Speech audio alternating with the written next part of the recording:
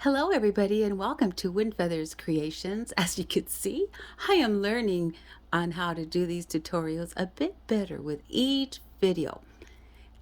Welcome back to Windfeathers Creations, and today in my tutorial, we'll be learning how to make fabric feather magnets. Okay, hold on, and here we go. Welcome back. So, for time purpose, we are not going to do the charms that come with the feather magnets. So let me go ahead and show you how the feather magnets look up close. So these are the last two remaining feather magnets that I had for my farmer's market that I had on over the weekend. So they are fabric, and I'm going to show you how I do it. You can also see there's a couple charms. This one has a little arrow, and there's glass beads, and they shine really, really, really beautiful. And I also make these other ones. I just want to quickly show you, and these are a little bit different because they have these are not all glossy like the other ones, but I also add a little charm in there, and it makes it look really nice, especially when the sun hits. And also, I'll just quickly show you how I cut these out, but we're going to focus on the feather magnets. Okay. So on this magnet here, as you can see, I look for prints when I go to the fabric stores, and sometimes not even a fabric store. I can order it online, and I just visualize, you know what, that pattern right there on this fabric will make an awesome magnet. And this is where I cut the actual magnet out of.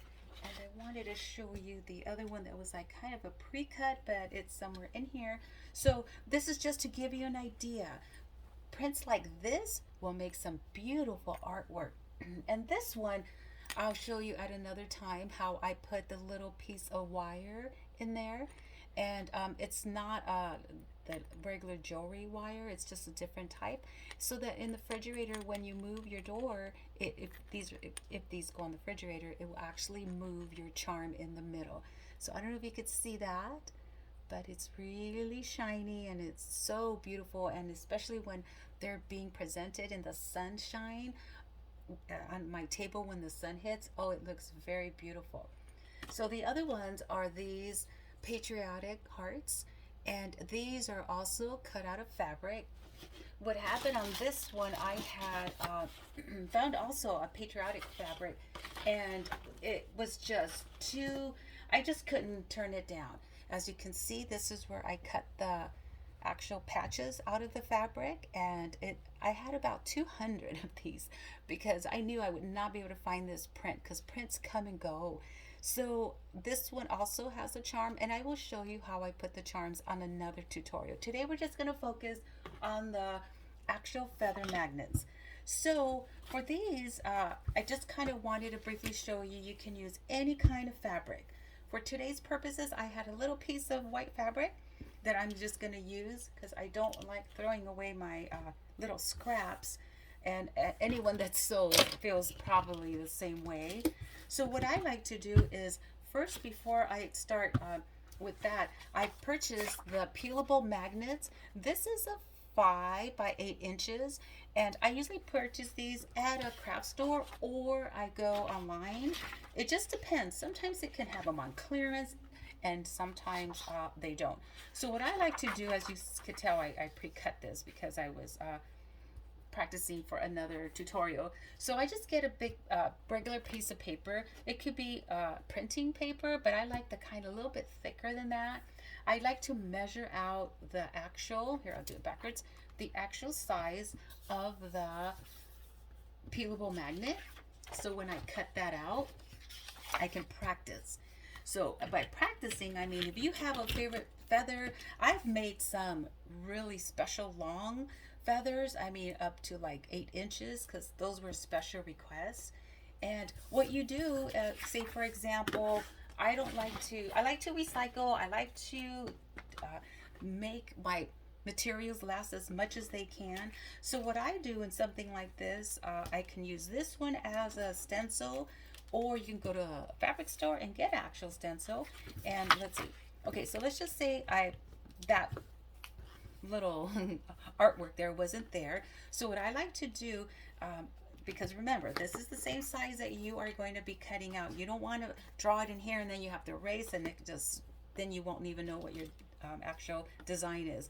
So I like to make sure I can fit other magnets in there. Sometimes I might be able to fit another one. It just depends. But in this, it's just going to be for 3.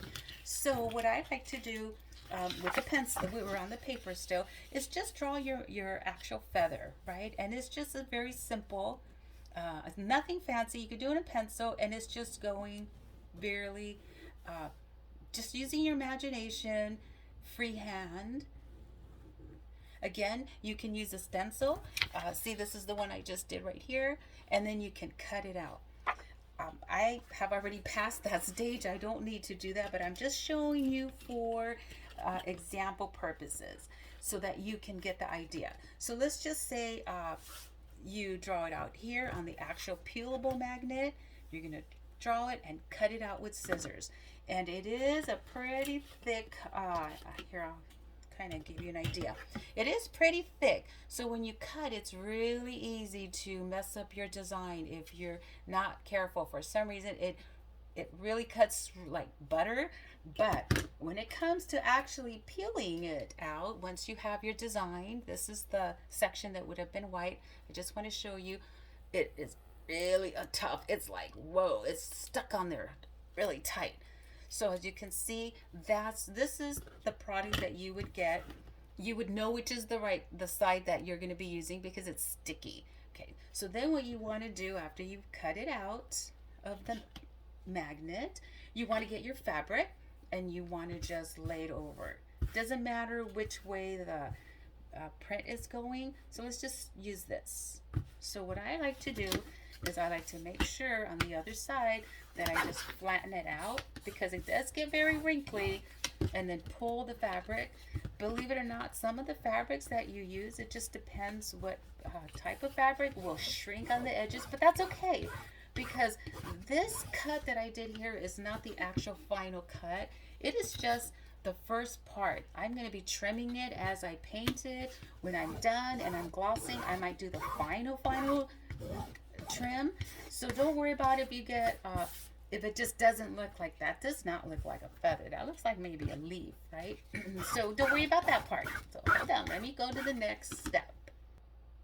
So once it's all smoothed out, this is the side that's stuck. Sometimes these you might get probably a batch that doesn't stick, but don't worry about that because we are going to paint over this fabric. If you feel, oh, I don't feel comfortable, it might peel off, you might want to put some fabric fusion or tacky glue, and it will make it stick. But you sure are going to have to let it dry, and that's the bad thing because with so much glue. Remember, the peeling, the magnetic peel has glue, then you're going to add more glue, which means you have to really, really let it dry. So then we're going to trim. Okay, you don't have to do it perfect again because we're going to do a couple final trims. Just cut it out. Okay, so here I trimmed the magnet. You can do any design you want. You can do circles, like that one print that I had that with the round circles, the hearts. You can you're the master of your peelable magnet. You can decide what you want. So I want to show you really quickly what paints I use. So I like to go sometimes even secondhand stores and buy the old acrylic paints because sometimes they're in really good condition. So this one was actually brand new. I bought it at a Goodwill. It was in a sealable bag, and I was able to make many products, and it still works at this point. Not products, designs and crafts. So I also like to use the sparkle glue. Just regular Dreamcoat brand is good. This is the newer version. This is the very, very old version. So today I'm using brown and white colors. And for example, I just kind of wanted to show you on this one here that I had cut out earlier. You could see I put dots on it. And this is the color that I used to kind of coordinate the magnet. So with that, you always want to make sure you have a picture of what you're going to try to duplicate or try to make sure that you get sort of the same idea going. So for time purposes, I already have some paint here. And I have some paintbrushes. I like to use my old paintbrushes for this job. So I'm using again the brown and white because I'm going to be making some uh, brown feathers. Okay, something like the eagle feather, right? Okay, so what I like to do, I just use a regular brush. A lot of my brushes are really like should be thrown away, but I like to reuse them because they're still good. So this is just like a really cheap brush that was for my grandchildren's section. I just didn't want to throw it away.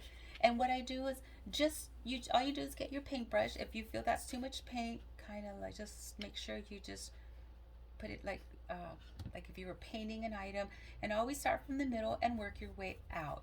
So you just want to paint the whole thing, okay? And you have to let it dry because if you don't let it dry, it's gonna create problems, and then it's gonna look all gooey. So every time, what I like to do, I start in the middle because feathers have that line in the middle. So you just kind of keep going, keep going, keep going.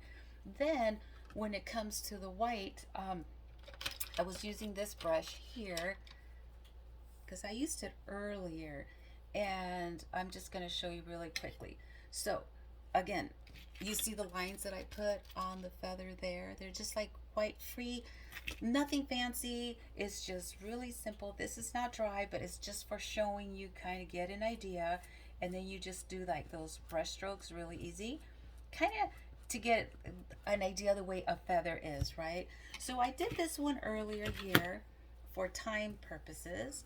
And now at this point, I can either trim it, I can fix the top of the feather, something to get the shape like this versus the way it is now. And this is when you can trim. After you do your little details, right? Like you want to keep putting maybe more white. This is like a brown eagle feather, so a lot of it is either dark in the bottom with spots. I mean, it just depends. This is your feather. You can do whatever you want with this feather. Didn't want to do that.